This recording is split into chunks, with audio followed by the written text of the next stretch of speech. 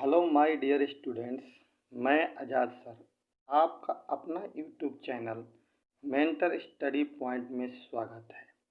जैसा कि आप जानते हैं, मैं अपने YouTube channel mentor study point के माध्यम से आपको 12वीं क्लास की इतिहास और पॉलिटिकल साइंस, जिसे राजनीतिक विज्ञान के नाम से जाना जाता है, दोनों किताबें मैं पढ़ा रहा हूँ।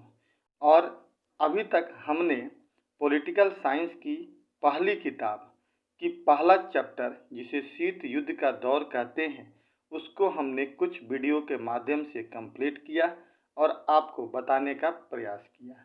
वहीं दूसरी तरफ इतिहास की पहली बुक, जिसे हम लोग प्राचीन इतिहास के नाम से जानते हैं, उसके पहले चैप्टर ईंट, मनके और अस्थियां को भी हमने पिछले कई वीडियो के माध्यम से पढ़ने का प्रयास किया और हमने उसे समझा करके आपको पढ़ाया।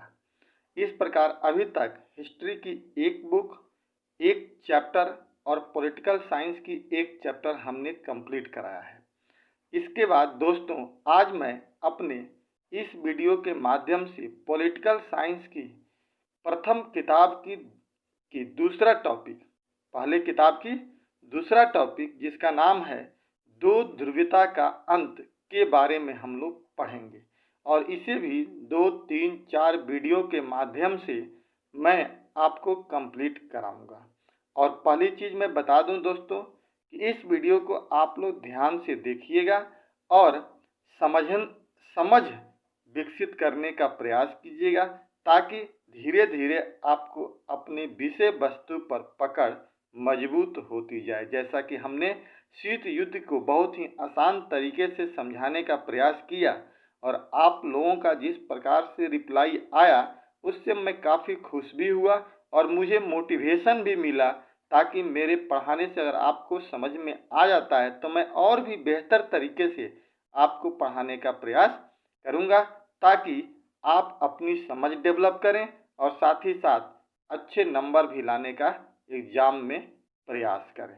ठीक है दोस्तों, तो सबसे पहले हम लोग चलते हैं आज की वीडियो की तरफ, जिसमें हम लोग चैप्टर 2 जो है, इस चैप्टर 2 में हम लोग सबसे पहले पढ़ेंगे दो ध्रुवीयता का अंत। जो चैप्टर 2 का नाम क्या है? दो ध्रुवीयता का अंत। पहला हम लोग पढ़े थे शीत युद्ध का दौर।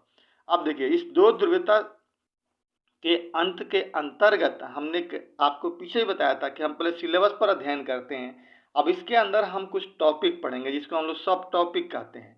जैसे हम इसके बारे में थोड़ा परिचय पढ़ेंगे कि इसकी शुरुआत कैसे हुई, इसकी अंत कैसे हुआ, दो ध्रुवियों का निर्माण कैसे हुआ, कैसे इसका पतन हुआ, और फिर इसका पतन हुआ तो उसका कारण क्या था, और कारण के बाद अगर पतन हुआ तो उसका परिणाम क्या निकला। इसको हम लोग परिचय में देखेंगे, फिर डायग्राम के माध्यम से समझने का प्रयास करेंगे। फिर हम लोग देखेंगे कि सोवियत प्रणाली क्या होती है। सोवियत प्रणाली जो बहुत ही आगे चलकर प्रचलित हुई थी, जिसे हम लोग सोवियत संघ के नाम से यानी यूएसएसआर के नाम से जानते हैं, वो क्या था। उसके बाद मिखाइल गोर्बाचेव और सोवियत संघ का विघटन के बारे में पढ़ेंगे। ये मिखाइल गोर्बाचेव जो थे, वो एक व्यक्ति थे जो रूस में आए थे और इसका नेता बने थे सोवियत संघ प्रणाली का। तो उनके समय में कैसे इसका विघटन हो गया, ये भी देखेंगे।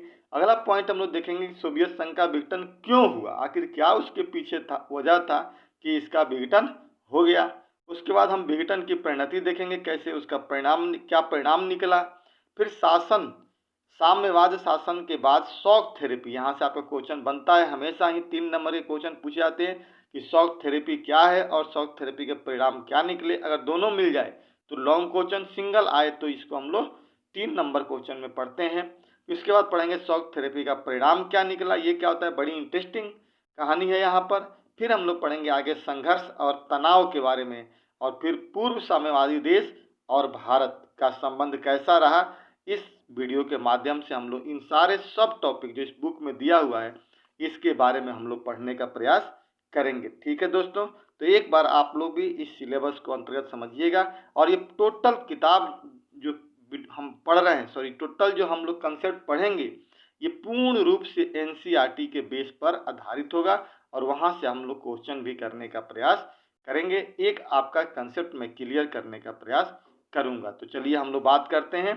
सबसे पहला इस बात पर कि इस टॉपिक का नाम जो है दो ध्रुवीयता का अंत, यानी दो ध्रुवीयता का अंत का मतलब क्या होता है।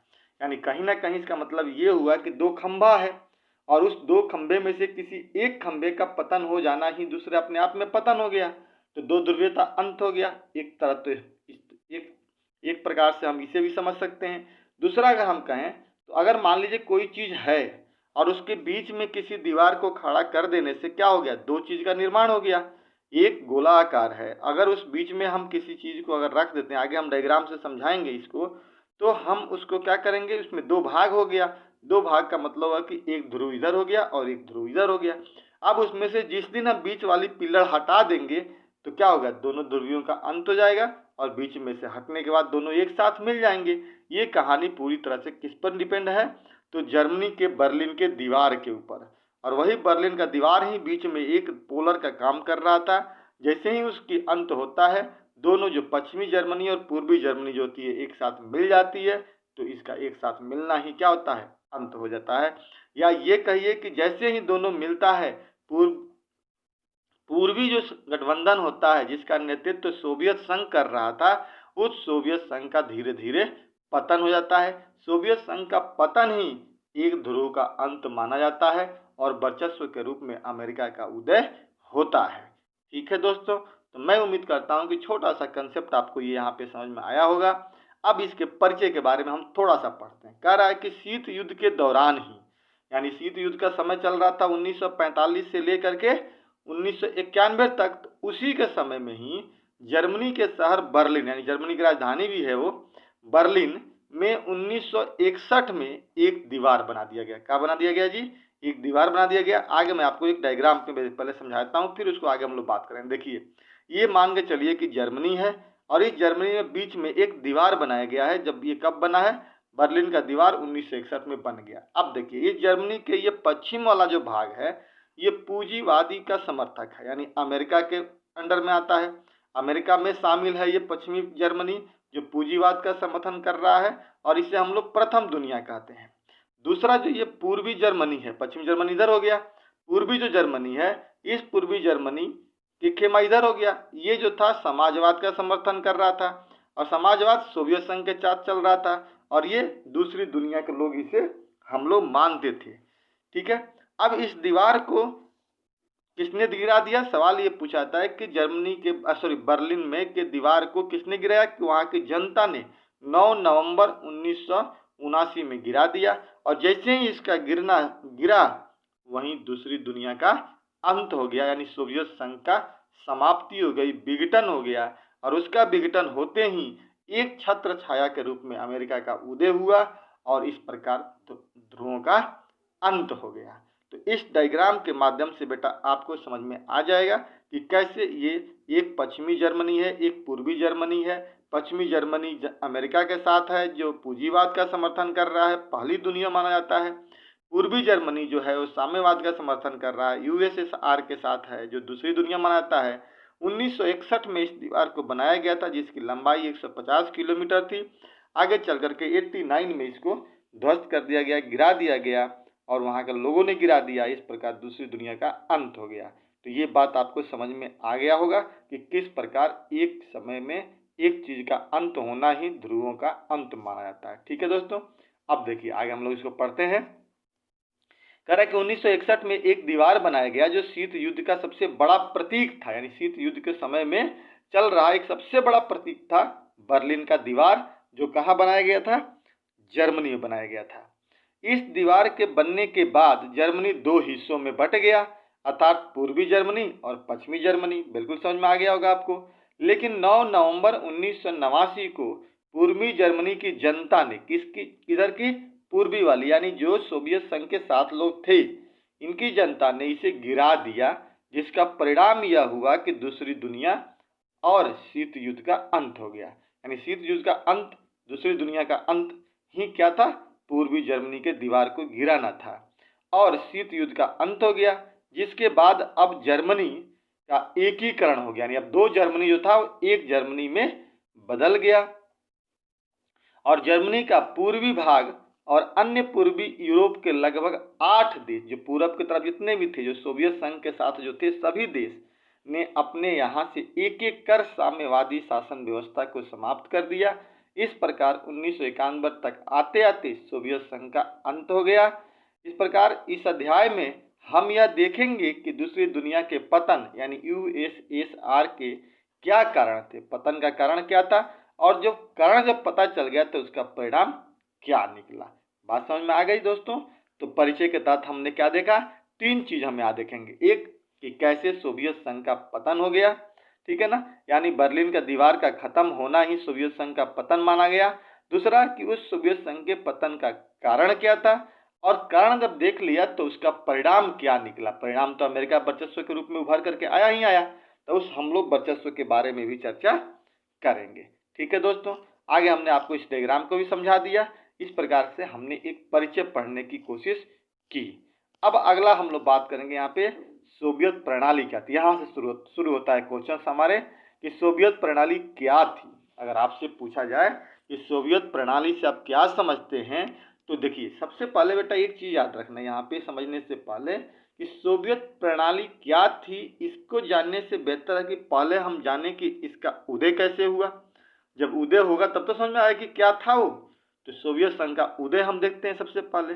तो कहा जाता है कि सोवियत संघ का उदय 1917 ईस्वी में रूस में हुई बोल्शेविक क्रांति, यानी 1917 ईस्वी में जो रूस में जो बोल्शेविक क्रांति हुई थी, उसी में सोवियत संघ के उदय का जड़ छिपा हुआ था, अर्थात समाजवादी क्रांति के बाद हुई थी। यानी 1917 में रूस की क्रांति के बाद ही समाजवादी व्यवस्था के तहत सोवियत संघ का उदय हुआ था।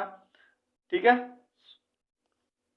सोवियत समाजवादी व्यवस्था गणराज्य को हम लोग यूएसएसआर कहते हैं। इसका फुल फॉर्म होता है union of Soviet socialist Republic का उदय हुआ। अब देखिए इसका मतलब क्या हुआ कि समाजवादी सोवियत गणराज्य का उदय पूंजीवादी व्यवस्था, समझ में आ गई कि जो ये सोवियत संघ का उदय हुआ किसके खिलाफ हुआ, तो पूंजीवादी व्यवस्था अर्थात निजी संपत्ति के विरोध में हुआ था, और समाजवाद के आदर्शों और समता मूलक समाज की जरूरतों से प्रेरित था। यानी कहने का मतलब कि यह जो एक सिस्टम का जो उदय हुआ था वो पूंजीवाद के खिलाफ था, और एक ऐसा समाज स्थापित करना चाह रहा था जिस समाज में कोई भेदभाव नहीं हो और सबको समान अधिकार की प्राप्ति हो। बात समझ में आ गई? जबकि पूंजीवाद में ऐसा होता नहीं है, वहां भेदभाव होता है। तो समाजवाद एक ऐसे ही समाज की संकल्पना कर रहा था। इसी को हम लोग सोवियत संघ का उदय कहते हैं। अब आई बेटा समझ में कि सोवियत संघ का उदय कब हुआ, तो सोवियत संघ का उदय 1917 ईस्वी में बोल्शेविक क्रांति यानी रूस की क्रांति बोल्शेविक क्रांति जो हुई थी उसके बाद हुआ। यह व्यवस्था जो थी वो पूंजीवादी व्यवस्था के खिलाफ इसका उदय हुआ। यह एक ऐसे समाज की स्थापना करना चाह रहा था जो समाजवाद समता मूलक आदर्शों को मानता हो और उसी को लेकर के आगे बढ़ता हो। ऐसी स्थिति में इसका उदय हुआ। ठीक है, तो क्वेश्चन हमारा क्लियर हो गया कि समाजवाद का उदय 1917 ईस्वी में बोल्शेविक क्रांति के माध्यम से रूस की क्रांति में हुआ था। यूएसएसआर का उदय क्लियर हो गया बेटा। अब देखिए, अब आपका अगला क्वेश्चन पूछा जाता है, अब क्या है कि अब सिस्टम आ रहा है कि सोवियत प्रणाली क्या थी। अब ये प्रणाली क्या था जी, तो वही चीजें जो यहाँ पे फिर से दोबारा रिपीट होगा। यह प्रणाली पूंजीवादी व्यवस्था के विरुद्ध, आई बात समझ में? ये प्रणाली क्या थी जी, तो पूंजीवादी व्यवस्था, आपको पता है ना पूंजीवादी अमेरिका में था, तो पूंजीवादी व्यवस्था के विरुद्ध एक ऐसी प्रणाली थी जो समता मूलक समाज पर आधारित थी। समता मूलक समाज का मतलब होता है बेटा एक ऐसा समाज जहाँ पे सबको समान अधिकार मिलता हो। हम लोगों ने पॉलिटिकल साइंस में पढ़ा है 11वीं क्लास में कि समता मूलक समाज का मतलब एक ऐसा समाज जहाँ पे सभी को समान अधिकार मिलता हो। अर्थात यह प्रणाली निजी संपत्ति की संस्था को समाप्त कर समाज में समानता को स्थापित करना चाहती थी। क्या करना चाहती थी जी, तो समाज में एक समानता यानी निजी संपत्ति की जो अधिकार था उसको समाप्त कर दिया जाए और समानता यानी सबको समान अवसर देने को स्थापित करना चाहती थी। और इसके लिए इस प्रणाली के संस्थापकों ने राज्य तथा पार्टी को महत्व दिया। अब देखिए, जब समाज में समानता को स्थापित करना हो तो वहां पे किसको महत्व दिया गया? पार्टी को और राज्य को। राज्य मतलब देश और एक पार्टी, इन्हीं दो चीजों को वहां पे महत्व दिया गया। इस प्रणाली में विपक्ष के लिए कोई जगह नहीं था। जो सोवियत संघ की प्रणाली जो थी, यहाँ पे विपक्ष नहीं होता था और ना ही इसमें विपक्ष का कोई महत्व था। इस प्रणाली में केवल एक ही पार्टी का महत्व था, जिसका नाम था कम्युनिस्ट पार्टी। अब यही तो प्रणाली का मतलब होता क्या होता है बेटा? सिस्टम। यानी एक सिस्टम में क्या क्या होता था। तो इस सिस्टम में क्या क्या था जी? तो पहला, समतामूलक समाज की बात करना, राज्य और पार्टी को महत्व देना, पूंजीवाद के खिलाफ आवाज उठाना, कम्युनिस्ट पार्टी को महत्व देना एक पार्टी के रूप में, और राज्य को महत्व देना, ये क्या था? इस प्रणाली का पार्ट था।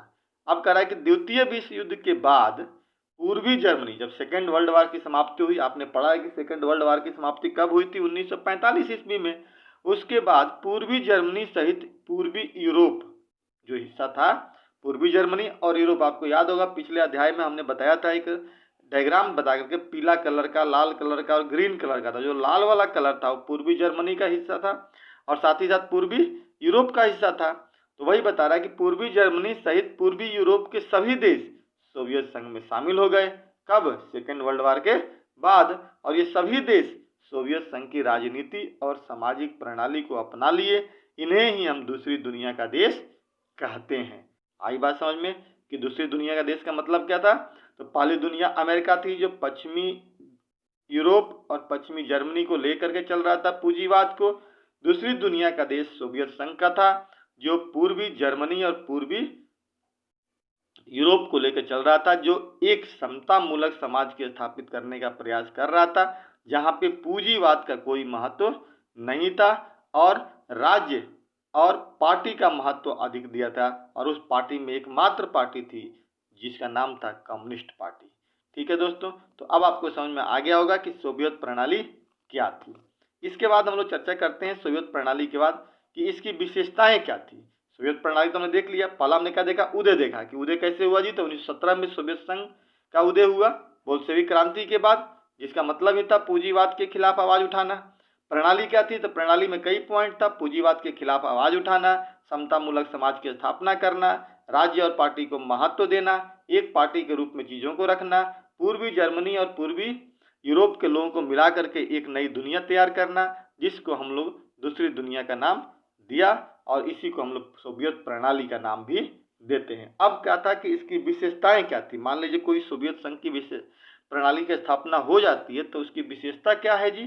तो अब कहता है कि विशेषता, कोई ना कोई तो इसकी विशेषता होगा, सिग्निफिकेंस होगा। कह रहा है कि सोवियत प्रणाली पूंजीवादी व्यवस्था का विरोध तथा समाजवाद के आदर्शों से प्रेरित था। आगे बात वही जो चीज हमने पढ़ा यहाँ पे एकत्रित करना है।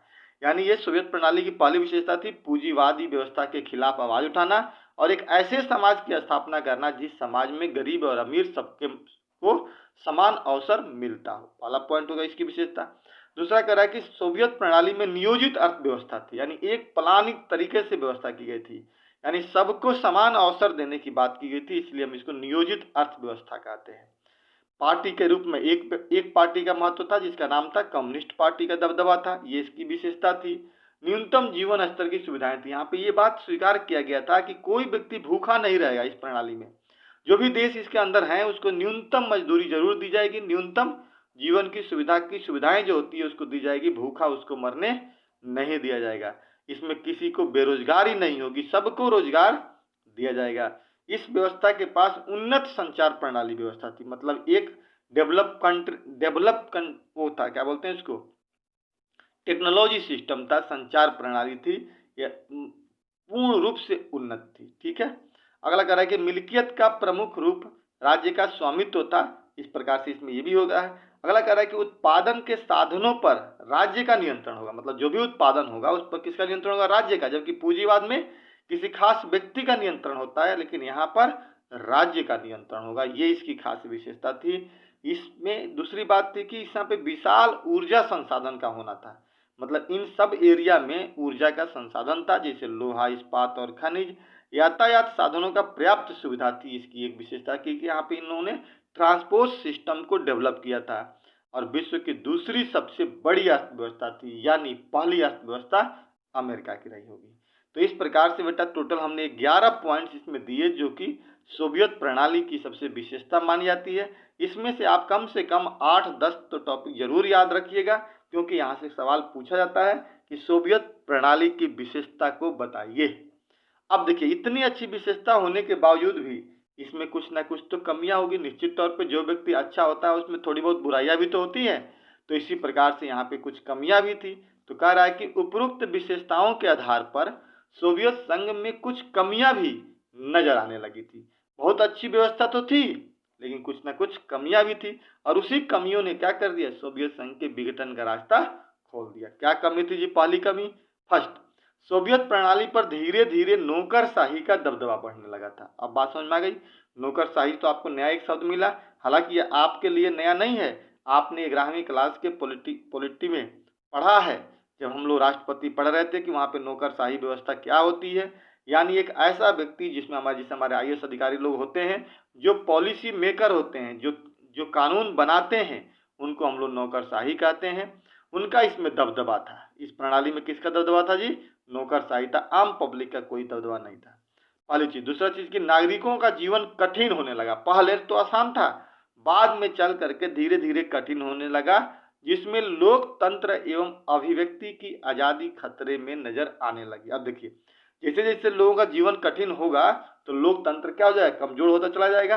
अब जब लोकतंत्र कमजोर होगा तो अभिव्यक्ति मतलब अपनी बातों को रखने की आजादी कम मिलने लगेगी। तो इस प्रकार लोकतंत्र और अभिव्यक्ति की आजादी पर खतरा होने लगा।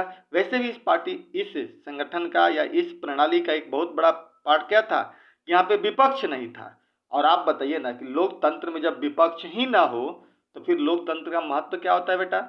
लोकतंत्र में हमेशा एक विपक्ष होता है, और विपक्ष मजबूत होना चाहिए, क्योंकि जब सरकार चलाती है सरकार, तो उसकी कमियों को जनता तक पहुंचाने का काम कौन करता है? विपक्ष ही करता है।